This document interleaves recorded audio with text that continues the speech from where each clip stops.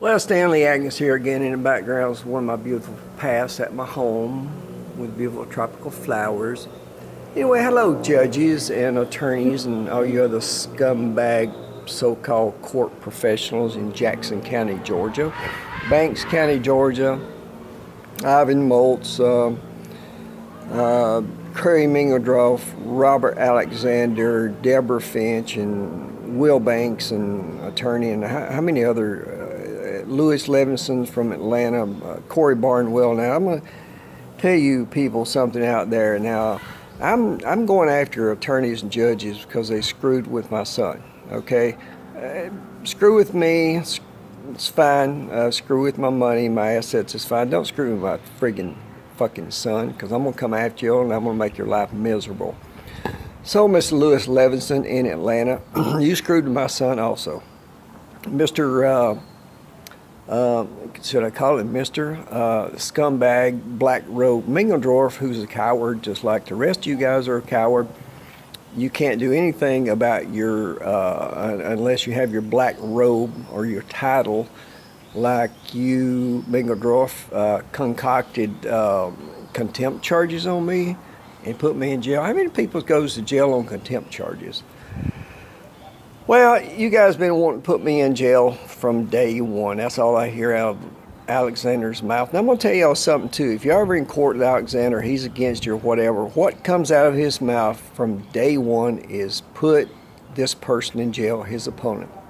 Alexander don't have the right to put anybody in jail. That's a threat he uses. He uses a lot of threats, but watch him swing his fingers around. I wonder if he swings his fingers around when he's naked taking a shower with his wife. I mean, can you imagine going to bed with somebody like that? Ms. Alexander, do you really do this with somebody that's so evil? Well, if you do and you agree with what he's doing, then you're about as evil as he is, because my son, I know, everybody he came around told him he wanted to be with his dad.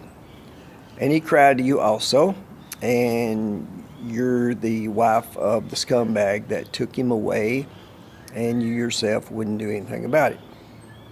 And I understand that you cried when I put up those signs about your husband, like, well, if it wasn't true, then you wouldn't have cried.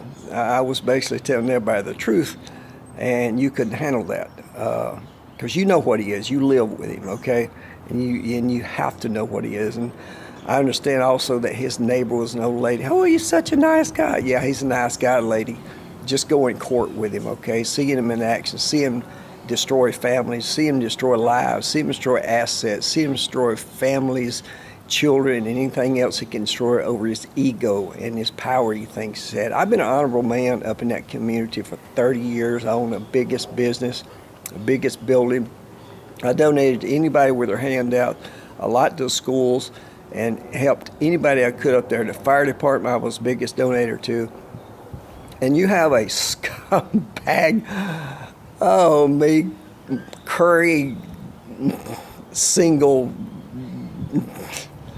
bell dwarf, put me in jail. Well, that was hilarious. Hell, I don't give a shit. Put me in jail. I ain't doing nothing anyway.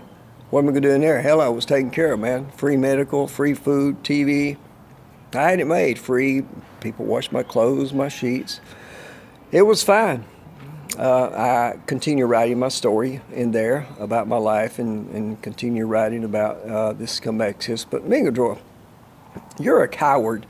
You sentenced me to jail, and then you got up and made a comment when you turned your back to me. Don't know what it was, but you made a comment basically while you were saying it, hoping I would say something smart to you, and you turn around and give me more time.